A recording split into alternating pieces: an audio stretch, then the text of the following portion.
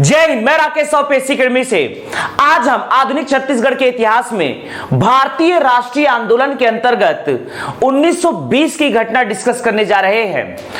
पहली बार महात्मा गांधी का छत्तीसगढ़ आगमन 20 दिसंबर 1920 को पंडित सुंदरलाल शर्मा के अनुग्रह पर महात्मा गांधी का पहली बार छत्तीसगढ़ के रायपुर आगमन हुआ।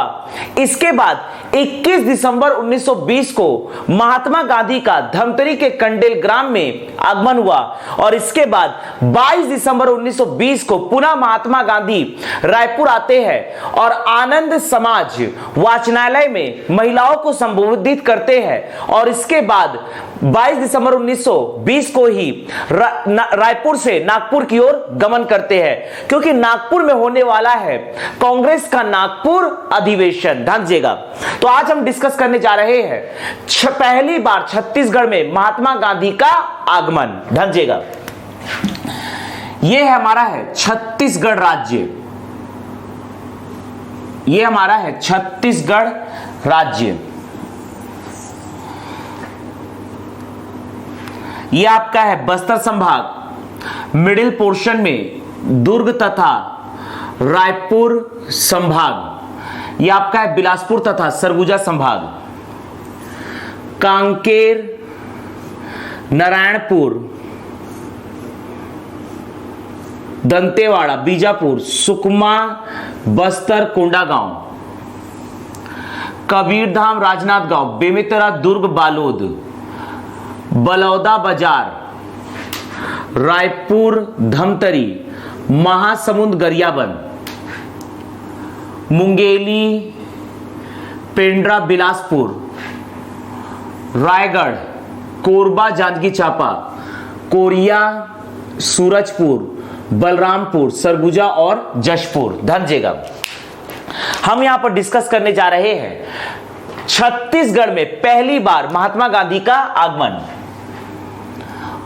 20 दिसंबर 1920 की घटना हम डिस्कस करने जा रहे हैं। 20 दिसंबर 1920 महात्मा गांधी का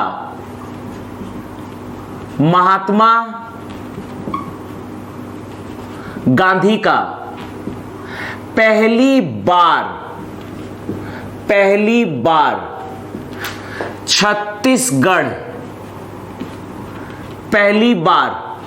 छत्तीसगढ़ आगमन। महात्मा गांधी का पहली बार छत्तीसगढ़ आगमन 20 दिसंबर 1920 की घटना हम डिस्कस करने जा रहे हैं। इसको डिस्कस करने से पहले इसके हम पृष्ठभूमि को समझते हैं, इतिहास को समझते हैं। कंडेल नहर सत्याग्रह। कंडेल नहर सत्याग्रह का अर्थ है धमतरी में मॉडर्न सिल्ली तथा रुद्री बैराज ब्रिटिश सरकार के द्वारा बनाया गया। मॉडर्न सिल्ली बांध तथा रुद्री बांध बनाया गया धमतरी में। महानदी में बनाया गया रुद्री बांध तथा महानदी की सहायक नदी सिलियारी नदी में बनाया गया मॉडर्न सिल्ली बांध, और इन दोनों बांधों से नहर निकाले गए। नहर जाते थे खेतों तक और खेतों में किसानों के द्वारा सिंचाई की जाती थी। लेकिन ब्रिटिश सरकार के द्वारा अवैधानिक तरीके से नहर का पानी सिंचाई हेतु देने के एवज में 10 साल के अनुबंध पर सिंचाई कर किसानों पर लगाया गया। तो बहुत सारे गांवों के किसानों ने इस सिंचाई कर को अपना लिया, लेकिन यह अवैधानिक था। कंडेल ग्राम में मौजूद थे बाबू छोटेलाल श्रीवास्तव। बाबू छोटेलाल श्रीवास्तव को जब यह पता चला कि कंडेल गांव के किसानों से भी सिंचाई कर मांगा जा रहा है ब्रिटिश सरकार के द्वारा, तो इस नहर व सिंचाई कर के विरोध में बाबू छोटेलाल श्रीवास्तव के नेतृत्व में कंडेल नहर सत्याग्रह का प्रारंभ जुलाई 1920 को ही किया गया। अर्थात यह आपका है धमतरी का कंडेल ग्राम, यह आपका है धमतरी का कंडेल ग्राम, यह आपका है धमतरी का कंडेल ग्राम।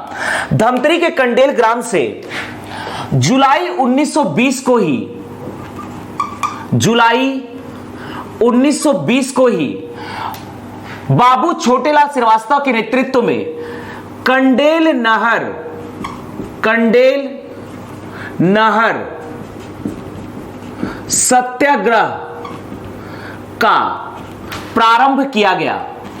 कंडेल नहर सत्याग्रह का प्रारंभ किया गया, जिसका उद्देश्य था ब्रिटिश सरकार के द्वारा लिए जाने वाले 10 साल के अनुबंध पर सिंचाई कर का विरोध करना। इसी प्रकार से कंडेल गांव से, धमतरी के कंडेल गांव से ही जुलाई 1920 को बाबू छोटेलाल श्रीवास्तव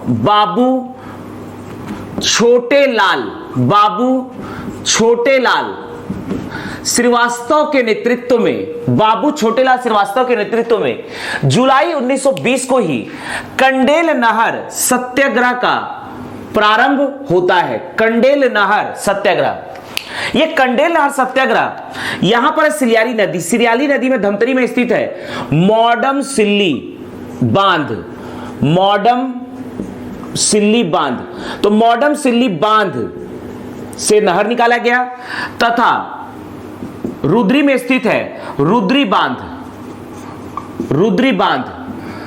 महानदी पर रुद्री में रुद्री बांध तथा सिल्यारी नदी में मॉडम सिल्ली बांध, इनसे नहर निकाला गया और एक नहर कंडेल गांव में भी पहुंचा और कंडेल के गांव से भी ब्रिटिश गवर्नमेंट के द्वारा सिंचाई कर मांगा जा रहा था। इसी के विरोध में जुलाई 1920 को बाबू छोटेलाल श्रीवास्तव के नेतृत्व में कंडेल नहर सत्याग्रह का प्रतिपादन किया गया और इस प्रकार से यह कहानी आगे बढ़ती है। और इसी बीच भारतवर्ष में महात्मा गांधी के द्वारा 1 अगस्त 1920 को असहयोग आंदोलन का प्रारंभ किया जाता है। ध्यान दीजिएगा, यह है भारत, यह है हमारा देश भारत।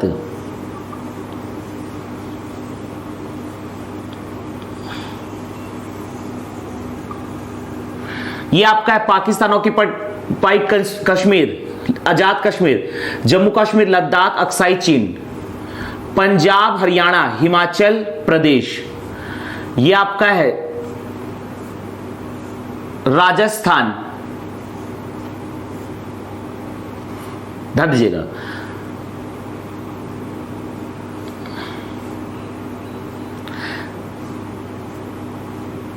महात्मा गांधी के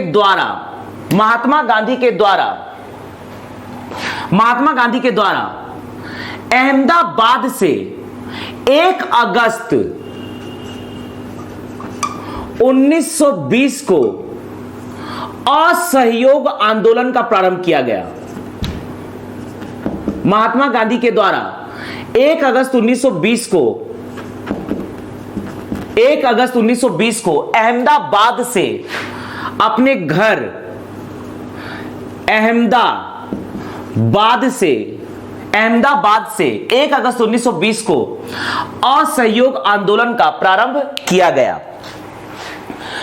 तो इस प्रकार से 1 अगस्त 1920 को महात्मा गांधी के द्वारा अपने घर अहमदाबाद से महात्मा गांधी के द्वारा ब्रिटिश सरकार को सहयोग ना प्रदान करने हेतु, ब्रिटिश सरकार को किसी भी प्रकार से सरकारी या कामकाज में सहयोग ना प्रदान करने के उद्देश्य के साथ असहयोग आंदोलन का प्रतिपादन महात्मा गांधी के द्वारा 1 अगस्त 1920 को किया गया।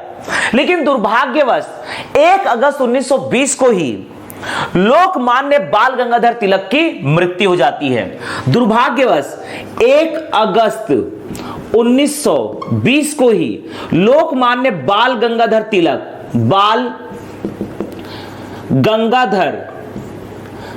तिलक की मृत्यु 1 अगस्त 1920 को ही हो जाती है। तो इस प्रकार से 1 अगस्त 1920 को ही महात्मा गांधी के द्वारा 1 अगस्त 1920 को ही महात्मा गांधी के द्वारा बाल गंगाधर तिलक के नाम पर तिलक स्वराज्य फंड, तिलक स्वराज्य कोष के निर्माण की घोषणा की जाती है।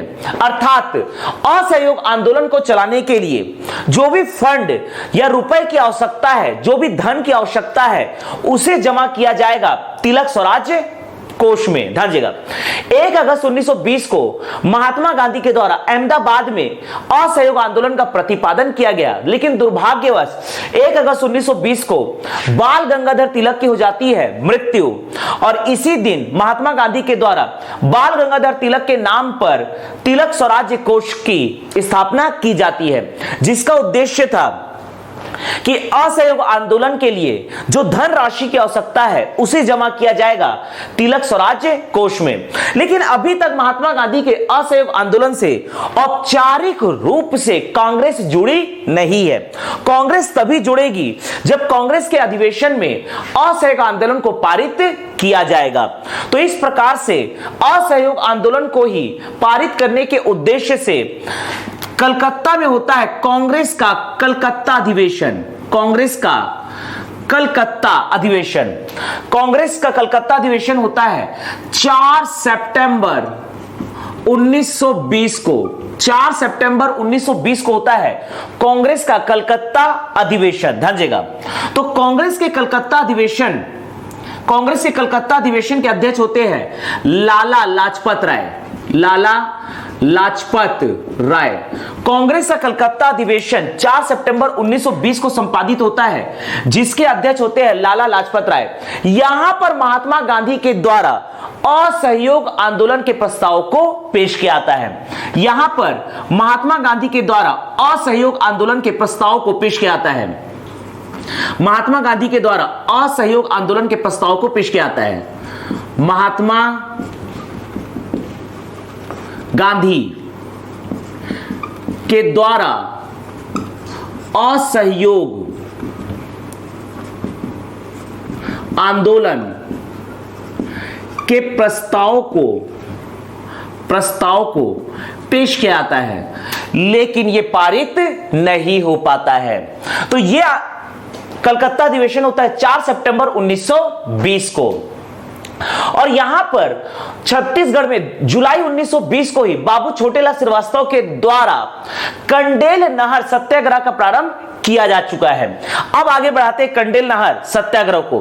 तो जुलाई 1920 को कंडेल नहर सत्याग्रह का प्रारंभ बाबू छोटेलाल श्रीवास्तव के द्वारा किया जा चुका है, लेकिन इसका औपचारिक प्रारंभ होता है सितंबर 1920 को। आगे बढ़ते हैं, सितंबर 1920 को कंडेल नहर सत्याग्रह का औपचारिक प्रारंभ होता है। कंडेल नहर सत्याग्रह का औपचारिक प्रारंभ होता है। औपचारिक प्रारंभ होता है क्योंकि अब इसका मुख्य उद्देश्य है कि इससे समस्त धमतरी के जनता को जोड़ा जाए। तो सितंबर 1920 को, चूंकि जुलाई 1920 को बाबू छोटेलाल श्रीवास्तव के द्वारा कंडेल नहर सत्याग्रह का प्रारंभ किया जा चुका है, जिसका मुख्य उद्देश्य है सिंचाई कर का विरोध करना। तो इस प्रकार से इस आंदोलन से बाबू छोटेलाल श्रीवास्तव के साथ जुड़ते हैं नारायण राव मेघावाले। तो यहां पर ऑलरेडी है इस सत्याग्रह में बाबू छोटेलाल श्रीवास्तव, इसमें आगे जाके जुड़ते हैं नारायण राव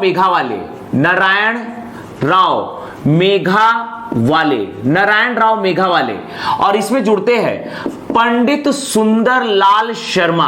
पंडित सुंदरलाल शर्मा। ध्यान दीजिएगा, तो सितंबर 1920 को कंडेल नहर सत्याग्रह का औपचारिक प्रारंभ होता है, क्योंकि यहां पर जुलाई 1920 को अकेले ही बाबू छोटेलाल श्रीवास्तव के द्वारा कंडेल नहर सत्याग्रह का एक छोटे पैमाने पर प्रारंभ किया था, लेकिन इसमें जनता जुड़ती है सितंबर 1920 को। तो सितंबर 1920 को बाबू छोटेलाल श्रीवास्तव, नारायण राव मेघावाले, पंडित सुंदरलाल शर्मा के द्वारा कंडेल में एक विशाल जनसभा का आयोजन किया जाता है। इनके द्वारा एक विशाल जनसभा का आयोजन किया जाता है, जनता को संबोधित किया जाता है, जनता को अपने अधिकारों के बारे में बताया जाता है। तो इस प्रकार से सितंबर 1920 को बाबू छोटेलाल श्रीवास्तव, नारायण राव मेघावाले, पंडित सुंदरलाल शर्मा के नेतृत्व में कंडेल ग्राम में, धमतरी के कंडेल ग्राम में एक विशाल जनसभा का आयोजन किया जाता है, और यहां पर बाबू छोटेलाल श्रीवास्तव, नारायण राव मेघावाले, पंडित सुंदरलाल शर्मा के द्वारा जनता को संबोधित किया जाता है। तो इस प्रकार से कंडेल नहर सत्याग्रह का औपचारिक प्रारंभ होता है सितंबर 1920 को, और इसी बीच 4 सितंबर 1920 को लाला लाजपत राय की अध्यक्षता में होता है कांग्रेसी कलकत्ता का विशेष अधिवेशन, जिसके अध्यक्ष है लाला लाजपत राय। यहां पर 4 सितंबर 1920 को महात्मा गांधी के द्वारा असहयोग आंदोलन के प्रस्ताव को पेश किया जाता है। हालांकि यहां पर असहयोग आंदोलन के प्रस्ताव को जो पेश किया गया वो पारित नहीं हो पाता है। कांग्रेस के इसी कलकत्ता अधिवेशन में छत्तीसगढ़ से जाएंगे पंडित सुंदरलाल शर्मा। पंडित सुंदरलाल शर्मा जाते हैं कलकत्ता, और कलकत्ता में अभी ठहरे हुए हैं महात्मा गांधी। ध्यान दीजिएगा, तो इस प्रकार से कलकत्ता में अभी ठहरे हुए हैं महात्मा गांधी। तो महात्मा गांधी से मिलते हैं 2 दिसंबर 1920 को पंडित सुंदरलाल शर्मा। पंडित सुंदरलाल शर्मा, पंडित सुंदरलाल शर्मा, पंडित सुंदरलाल शर्मा 2 दिसंबर 1920 को जाकर मिलते हैं महात्मा गांधी से। ये जाकर मिलते हैं महात्मा गांधी से। कांग्रेस के कलकत्ता अधिवेशन के दौरान महात्मा गांधी ठहरे हुए हैं, महात्मा गांधी का अभी निवास है कलकत्ता में। तो इसी बीच 2 दिसंबर 1920 को छत्तीसगढ़ के कंडेल नहर सत्याग्रह के सदस्यों में से एक पंडित सुंदरलाल शर्मा कलकत्ता अधिवेशन के दौरान महात्मा गांधी से मिलते हैं 2 दिसंबर 1920 को, और महात्मा गांधी से अनुग्रह करते हैं, निवेदन करते हैं कि महात्मा गांधी हमारे द्वारा छत्तीसगढ़ के धमतरी के कंडेल गांव में प्रारंभ किया गया है सिंचाई टैक्स के विरोध में कंडेल नहर सत्याग्रह। तो 2 दिसंबर 1920 को पंडित सुंदरलाल शर्मा महात्मा गांधी से निवेदन करते हैं कि महात्मा गांधी आप छत्तीसगढ़ आइए और कंडेल नहर सत्याग्रह में हमारा समर्थन कीजिए। तो महात्मा गांधी कहते हैं कि वैसे भी मुझे नागपुर अधिवेशन के लिए नागपुर जाना ही है, तो इसी रास्ते में रायपुर से भी होते हुए जाऊंगा, तो मैं रायपुर में जरूर उतरूंगा, वहां से आऊंगा धमतरी, और धमतरी के कंडेल ग्राम का समर्थन, धमतरी के कंडेल ग्राम में आकर कंडेल नहर सत्याग्रह का समर्थन करूंगा। तो इस प्रकार से 2 दिसंबर 1920 को पंडित सुंदरलाल शर्मा की मुलाकात कलकत्ता में होती है महात्मा गांधी से। पंडित सुंदरलाल शर्मा महात्मा गांधी को कंडेल नहर सत्याग्रह के बारे में अवगत कराते हैं और निवेदन करते हैं महात्मा गांधी से कि महात्मा गांधी आप छत्तीसगढ़ के धमतरी आइए और कंडेल ग्राम में और कंडेल नहर सत्याग्रह का समर्थन कीजिए। तो महात्मा गांधी कहते हैं कि मैं जरूर आऊंगा कंडेल गांव और कंडेल नहर सत्याग्रह का समर्थन करूंगा। तो इसी बीच 2 दिसंबर 1920 के बाद 20 दिसंबर 1920 को महात्मा गांधी कलकत्ता के मार्ग, इस प्रकार से कलकत्ता से ट्रेन के मार्ग से आएंगे, उड़ीसा होते हुए, छत्तीसगढ़ से होते हुए ये जाएंगे नागपुर। यहां पर महाराष्ट्र के नागपुर में जाएंगे, यह है नागपुर जाएंगे। तो नागपुर जाने के लिए महात्मा गांधी रायपुर से होते हुए जाएंगे, तो रायपुर में 20 दिसंबर 1920 को उतरेंगे। ध्यान दीजिएगा, आगे कहानी को बढ़ाते हैं।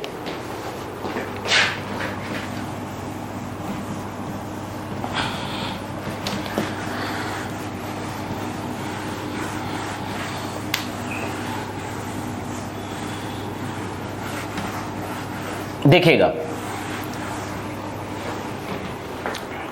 तो इस प्रकार से महात्मा गांधी का 20 दिसंबर 1920 को पंडित सुंदरलाल शर्मा के अनुग्रह पर छत्तीसगढ़ के रायपुर पहली बार आगमन होता है। ध्यान दीजिएगा, देखिएगा, यह है रायपुर, यह है रायपुर। तो इस प्रकार से महात्मा गांधी का पहली बार 20 दिसंबर 1920 को 20 दिसंबर 1920 को पहली बार होता है महात्मा गांधी का छत्तीसगढ़ के रायपुर आगमन। पहली बार महात्मा गांधी छत्तीसगढ़ आते हैं और सबसे पहले आते हैं 20 दिसंबर 1920 को रायपुर।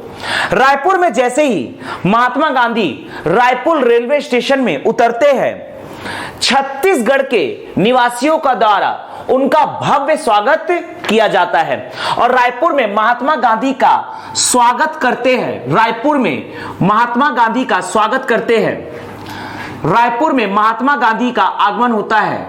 महात्मा गांधी का आगमन होता है 20 दिसंबर 1920 को रायपुर में महात्मा गांधी का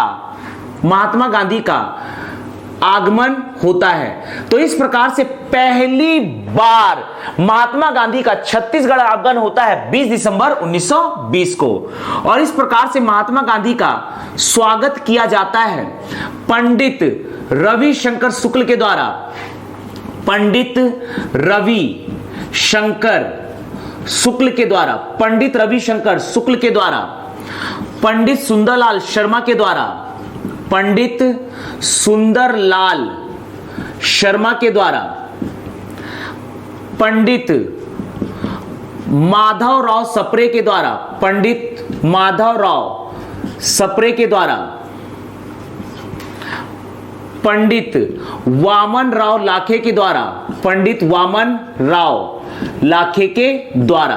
तो इस प्रकार से 20 दिसंबर 1920 को पहली बार छत्तीसगढ़ के रायपुर आगमन होता है महात्मा गांधी का और महात्मा गांधी का स्वागत करते हैं पंडित रविशंकर शुक्ल, पंडित सुंदरलाल शर्मा, पंडित माधवराव सप्रे, पंडित वामन राव लाखे।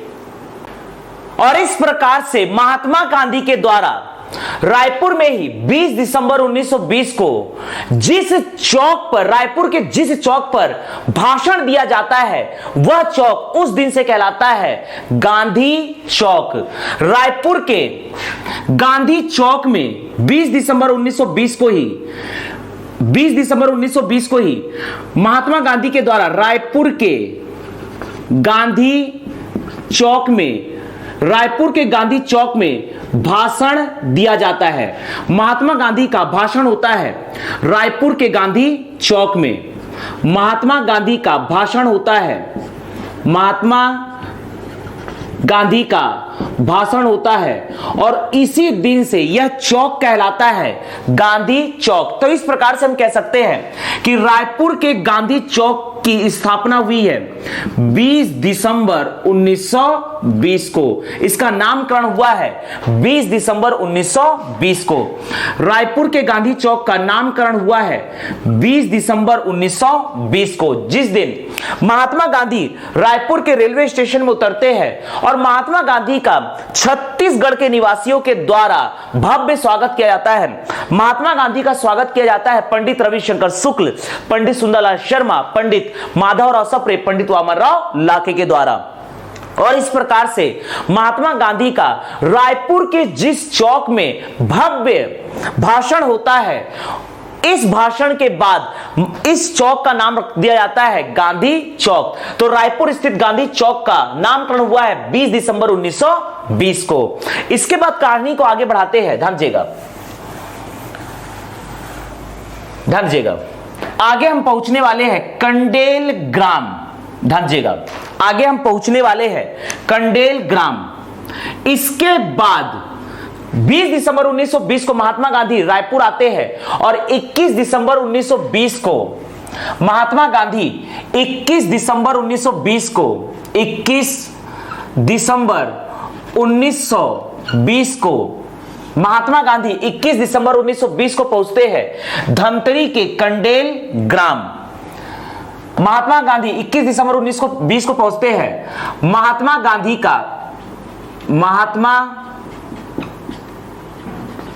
का कंडेल ग्राम धमतरी में आगमन होता है। कंडेल ग्राम धमतरी में आगमन होता है। महात्मा गांधी का 21 दिसंबर 1920 को धमतरी के कंडेल ग्राम में आगमन होता है। 21 दिसंबर 1920 को यहां पर महात्मा गांधी के ठहरने की व्यवस्था की जाती है नारायण राव मेघावाले के घर में। ध्यान दीजिएगा, 21 दिसंबर 1920 को महात्मा गांधी धमतरी पहुंचते हैं और यहां पर नारायण राव मेघावाले के घर में महात्मा गांधी के ठहरने की व्यवस्था की जाती है।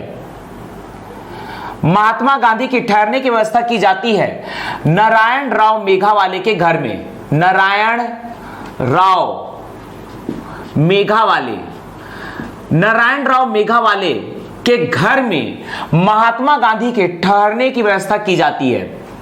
महात्मा गांधी के ठहरने की व्यवस्था की जाती है। महात्मा गांधी के ठहरने की व्यवस्था की जाती है धमतरी में नारायण राव मेघावाले के घर में। तो इस प्रकार से महात्मा गांधी धमतरी में नारायण राव मेघावाले के घर में ठहरते हैं। महात्मा गांधी के ठहरने की व्यवस्था की जाती है धमतरी में नारायण राव मेघावाले के घर में। महात्मा गांधी का 21 दिसंबर 1920 को धमतरी के कंडेल ग्राम में भाषण होना था जामू हुसैन के बाड़े में। धमतरी के कंडेल ग्राम में स्थित है जामू हुसैन का बाड़ा। जामू हुसैन का बाड़ा या बाड़ी आप कहिए, ध्यान दीजिएगा। जामू हुसैन के बाड़ा में होने वाला था महात्मा गांधी का भाषण। लेकिन जामू हुसैन के बारे में महात्मा गांधी का भाषण होने वाला था, लेकिन भीड़ 15,000 की पब्लिक यहां पर आ चुकी थी, अर्थात भीड़ काफी ज्यादा था।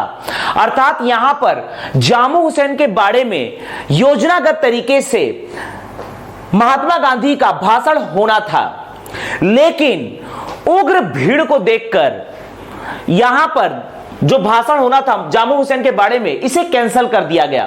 तो इस प्रकार से महात्मा गांधी का भाषण जामू हुसैन के बारे में होने वाला था, लेकिन भीड़ ज्यादा देखकर इस भाषण को जामू हुसैन के बारे से कैंसिल किया गया। अब महात्मा गांधी का भाषण होगा धमतरी के मकई चौक में। ध्यान दीजिएगा, धमतरी के मकई चौक में होता है महात्मा गांधी का भाषण। धमतरी के मकई चौक में होता है महात्मा गांधी का भाषण। धमतरी के मकई चौक में होता है महात्मा गांधी का भाषण। मकई चौक में महात्मा गांधी का भाषण। धमतरी के मकई चौक में महात्मा गांधी का भाषण होता है। अब यहां पर कंडेल में स्थित है जामू हुसैन का बाड़ा, जहां पर महात्मा गांधी का भाषण होने वाला था, लेकिन 15,000 की पब्लिक आ जाती है और महात्मा गांधी का भाषण वहां पर जामू हुसैन के बारे में पॉसिबल नहीं हो पाता है, क्योंकि स्थान छोटा पड़ जाता है। तो इस प्रकार से महात्मा गांधी का भाषण अब निर्णय लिया गया है कि धमतरी के मकई चौक में किया जाएगा महात्मा गांधी का भाषण।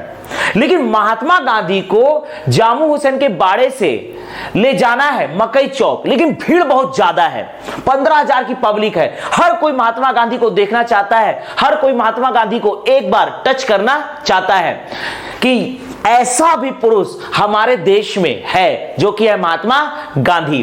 तो जामो हुसैन के बारे में संभावित था महात्मा गांधी का भाषण, लेकिन 15,000 की पब्लिक हो जाने के कारण महात्मा गांधी का भाषण शिफ्ट किया जाता है मकई चौक में। तो जामो हुसैन के बाड़े से अब महात्मा गांधी को लेकर जाना है मकई चौक में।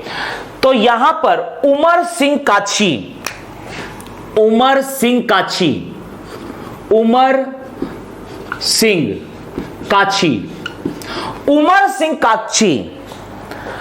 अपने गोद में, अपने कंधे पर महात्मा गांधी को बैठाते हैं। उमर सिंह काछी अपने कंधे पर महात्मा गांधी को बैठाते हैं, क्योंकि चारों तरफ भीड़ होती है, और महात्मा गांधी को अपने कंधे पर उमर सिंह काछी बैठाकर ले जाते हैं जामो हुसैन के बाड़े से मकई चौक। तो इस प्रकार से उमर सिंह काछी की एक बहुत बड़ी भूमिका रही है कि ये अपने कंधे पर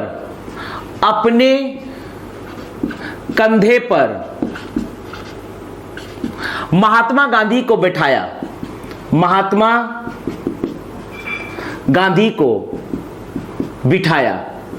बैठाया।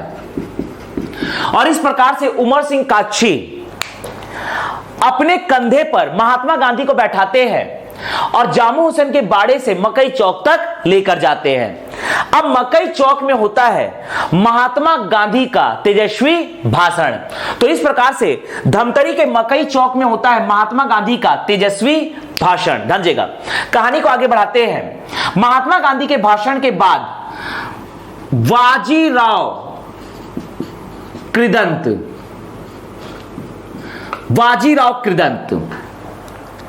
महात्मा गांधी का भाषण होता है धमतरी के मकई चौक में। महात्मा गांधी असहयोग आंदोलन के परिप्रेक्ष्य में लोगों को अवगत कराते हैं मकई चौक के भाषण में, क्योंकि 4 सितंबर 1920 को महात्मा गांधी ने कांग्रेस से कलकत्ता के विशेष अधिवेशन में असहयोग आंदोलन के प्रस्ताव को पेश किया था, लेकिन वो पारित नहीं हो पाया था। महात्मा गांधी 20 दिसंबर 1920 को रायपुर आते हैं और 21 दिसंबर 1920 को आते हैं धमतरी। जब महात्मा गांधी ने गांधी चौक रायपुर में अपना भाषण दिया था 20 दिसंबर 1920 को, इसका भी टॉपिक था असहयोग आंदोलन का प्रचार प्रसार करना। और 21 दिसंबर 1920 को भी महात्मा गांधी धमतरी आते हैं। यहां पर भी महात्मा गांधी असहयोग आंदोलन के परिप्रेक्ष्य में बात करते हैं। तो इस प्रकार से महात्मा गांधी के द्वारा छत्तीसगढ़ में भी असहयोग आंदोलन का प्रचार प्रसार किया गया अपने भाषण के माध्यम से। धमतरी के मकई चौक में भी महात्मा गांधी के द्वारा असहयोग आंदोलन के परिप्रेक्ष्य में अपनी बात रखी जाती है, और रायपुर के गांधी चौक में 20 दिसंबर 1920 को। तो इस प्रकार से महात्मा गांधी का भाषण खत्म होता है और बाजीराव कृदंत के द्वारा महात्मा गांधी को समस्त धमतरी वासियों के तरफ से 501 रुपए का थैला दिया जाता है। 501 रुपए का थैला दिया जाता है। इसका मुख्य उद्देश्य है असहयोग आंदोलन का समर्थन करना। असहयोग आंदोलन के समर्थन हेतु बाजीराव कृदंत के नेतृत्व में समस्त धमतरी वासियों के तरफ से 501 रुपए का थैला महात्मा गांधी को प्रदान किया जाता है। तो इस प्रकार से समस्त धमतरी वासियों के तरफ से 501 रुपया कलेक्ट हुआ, जिसे बाजीराव कृदंत ने महात्मा गांधी को प्रदान किया, और इसे जमा किया गया तिलक स्वराज्य कोष में। इसे जमा किया गया तिलक स्वराज्य कोष में। तिलक स्वराज्य कोष का निर्माण किया गया है 1 अगस्त 1920 को। 1 अगस्त 1920 को बाल गंगाधर तिलक की मृत्यु होती है।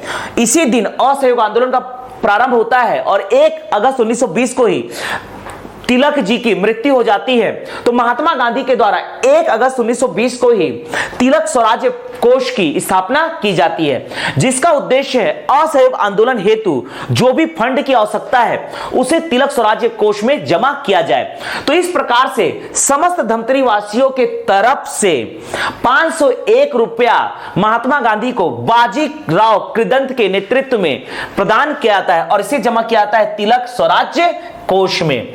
आगे बढ़ते हैं। अब महात्मा गांधी कंडेल ग्राम से वापस रायपुर की ओर निकलेंगे। 22 दिसंबर 1920 को महात्मा गांधी धमतरी से रायपुर की ओर निकलते हैं। तो धमतरी से रायपुर की ओर जब महात्मा गांधी जाते हैं, धमतरी से रायपुर जाते हैं महात्मा गांधी, धमतरी से जा रहे हैं 22 दिसंबर 1920 को रायपुर। तो महात्मा गांधी जिस कार में बैठे हैं उस कार का चालक होता है धमतरी के प्रसिद्ध व्यापारी हजारी लाल जैन।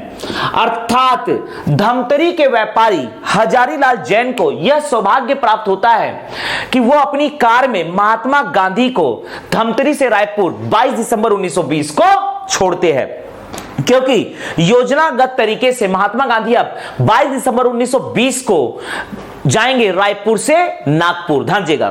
तो कहानी को आगे बढ़ाते हैं। अब महात्मा गांधी वापस आते हैं रायपुर 22 दिसंबर 1920 को। महात्मा गांधी फिर से रायपुर आते हैं 22 दिसंबर 1920 को। तो 22 दिसंबर 1920 को हजारी लाल जैन अपनी कार में महात्मा गांधी को बैठाते हैं और धमतरी से रायपुर छोड़ते हैं। 22 दिसंबर 1920 को महात्मा गांधी रायपुर आते हैं और रायपुर में यहां पर स्थित है आनंद समाज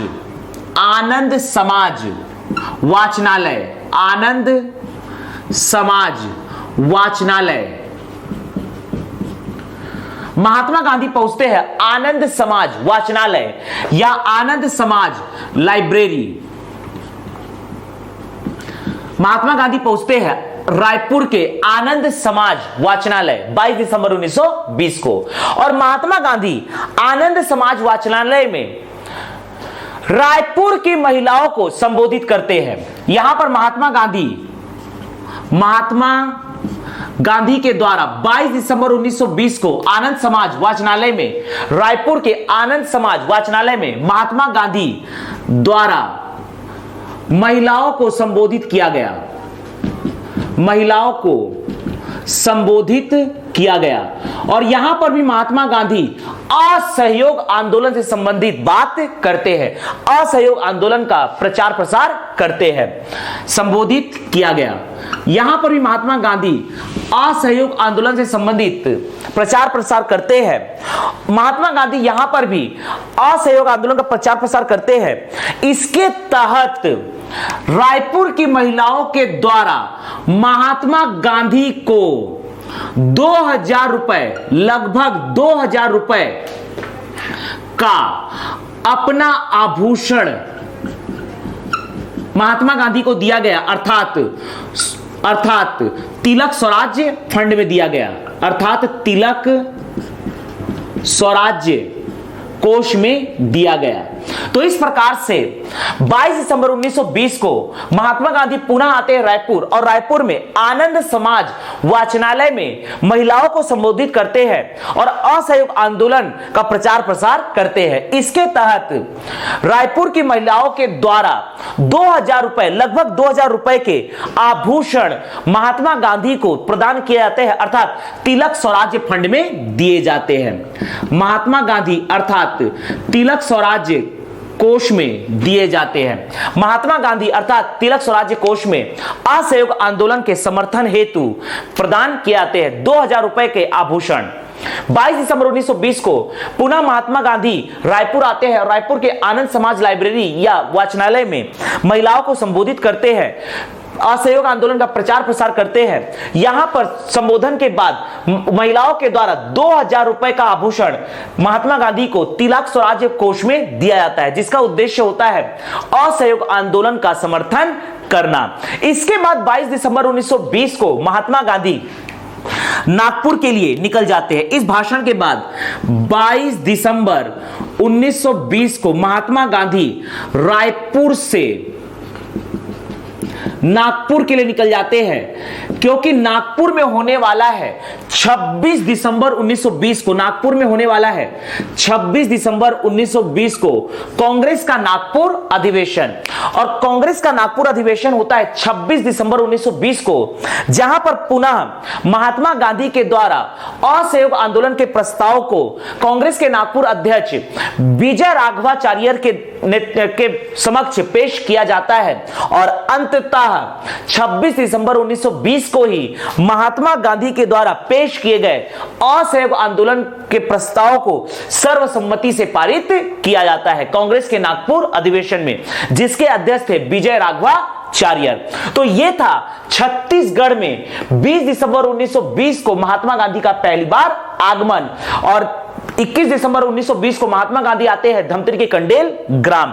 और 22 दिसंबर 1920 को महात्मा गांधी रायपुर के आनंद समाज वाचनालय में महिलाओं को संबोधित करते हैं और निकल जाते हैं नागपुर की ओर। 26 दिसंबर 1920 को नागपुर में होता है कांग्रेस का नागपुर अधिवेशन, जहां पर महात्मा गांधी के असहयोग आंदोलन के प्रस्ताव को सर्वसम्मति से पारित किया जाता है। तो इसके बाद आगे हम डिस्कस करने जा रहे हैं असहयोग आंदोलन छत्तीसगढ़ में तथा संपूर्ण भारतवर्ष में असहयोग आंदोलन। महात्मा गांधी के साथ 20 दिसंबर 1920 को आने वाले प्रमुख नेता थे मौलाना शौकत अली। महात्मा गांधी के साथ छत्तीसगढ़ रायपुर आने वाले प्रमुख नेता थे मौलाना शौकत अली। मौलाना शौकत अली महात्मा गांधी के साथ 20 दिसंबर 1920 को छत्तीसगढ़ रायपुर आने वाले प्रमुख नेता थे मौलाना शौकत अली। 20 दिसंबर 1920 को महात्मा गांधी का छत्तीसगढ़ रायपुर आगमन होता है पहली बार, और महात्मा गांधी के साथ आए थे मौलाना शौकत अली। 21 दिसंबर 1920 को मौलाना शौकत अली महात्मा गांधी के साथ जाते हैं धमतरी, और फिर 22 दिसंबर 1920 को महात्मा गांधी के साथ मौलाना शौकत अली आते हैं धमतरी से रायपुर, और पुनः महात्मा गांधी के साथ मौलाना शौकत अली रायपुर से 22 दिसंबर 1920 को निकल जाते हैं नागपुर, जहां पर वो अटेंड करेंगे नागपुर अधिवेशन, कांग्रेस का नागपुर अधिवेशन। तो इस प्रकार से कलकत्ता से छत्तीसगढ़ महात्मा गांधी के साथ आए थे 20 दिसंबर 1920 को मौलाना शौकत अली। इसके बाद आगे हम डिटेल में डिस्कस करने जा रहे हैं असहयोग आंदोलन।